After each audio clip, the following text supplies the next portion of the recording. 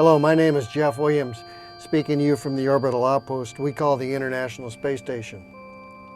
Space explorers are drawn into the heavens, but it seems once we get here, our attention is drawn back to Earth.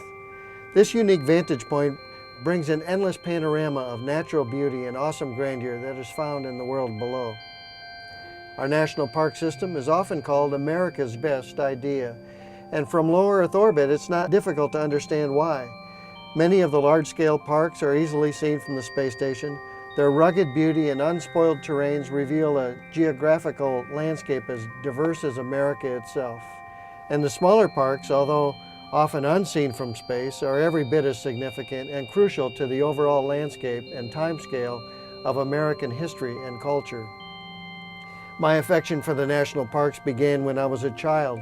My father, a high school history teacher, was also a seasonal park ranger for the National Park Service, and he would move our family from Wisconsin to Wyoming in the summers, where he served at Devil's Tower National Monument. While living at Devil's Tower and several times in subsequent years, we traveled to some of America's other majestic parks, including the stark Badlands of South Dakota, Montana's spectacular Glacier National Park, and the magnificent Yellowstone. It was in these parks where my father encouraged us to explore the world around us, learn from it, and gain an appreciation for all its wonders. The national parks became a classroom. A generation later, I followed in my father's footsteps and introduced my own family to the wonders found within the parks, visiting not only those experienced in my childhood, but many others, including the Grand Canyon, Sequoia and Kings Canyon, Yosemite, and other historical parks in places like Boston, Massachusetts, and Washington, D.C. The National Park System reveals some of the very best that America has to offer and reflects the democracy under which it was developed. In many ways, it is a centerpiece of Americana. From its inception over 100 years ago, the National Park Service has grown from one park, poorly funded and threatened by other interests, to a vast system of protected national parks, monuments, seashores, wildlife preserves, recreational areas, and historical sites spanning over 84 million acres. The first park, Yellowstone, was in fact the very first of its kind in the world, a national park established exclusively for the benefit and enjoyment of the people. From low Earth orbit, I've had the unique opportunity to observe and extensively photograph a number of the visually prominent parks. Denali National Park, which cradles its namesake, the High One, also known as Mount McKinley, at over 20,000 feet, a mountain so high that it creates its own weather system.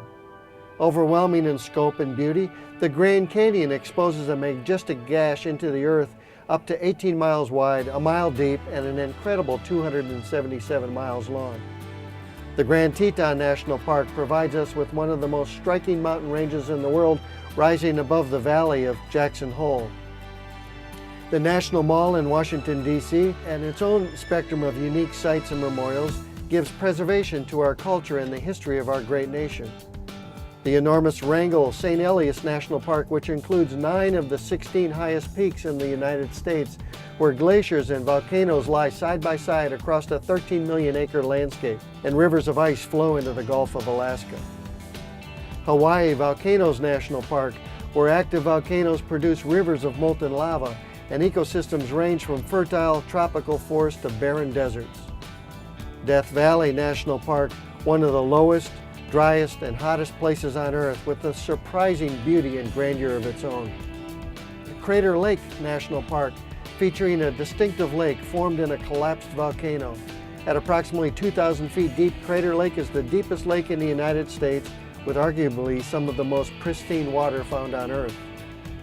As a young boy, I traveled with my father to Isle Royale National Park, containing the largest island in Lake Superior. My memories of that trip include the presence of moose, wolves, and large lake trout off the pier. The Apostle Island National Lakeshore, a collection of 21 islands located in northern Wisconsin on the shores of Lake Superior, known for their historic lighthouses and offshore shipwrecks, as well as ancient sandstone ice caves and abundant wildlife. The National Park System is truly one of America's greatest ideas. These unique and diverse parks, monuments, and historical and cultural sites have made a tremendous impact on my life, as well as the lives of my family and millions of people across the globe. Their contributions to America cannot be overstated. They provide a source of recreation, relaxation, education, and inspiration to countless of individuals. They also preserve and protect America's most beautiful natural landscapes and cultural history. As an astronaut, one of my favorite efforts supported by the National Park Service is the Night Skies Initiative, which focuses on preserving areas within the national parks that are devoid of artificial light, so that people may appreciate and learn about the miraculous cosmos surrounding us. As John Muir once said, the clearest way into the universe is through a forest wilderness. On the centennial anniversary of our National Park Service, I would like to take this opportunity to congratulate those who serve in it, as well as those who support it and enjoy its benefits, and express my sincere appreciation for educating and inspiring this and every generation. Your stewardship is preserving a critical and integral part of America and American culture. And I encourage all present and future explorers to take this incredible opportunity that is available to you and your families to find your park, explore your park, and most importantly, to support your park for the next 100 years and beyond.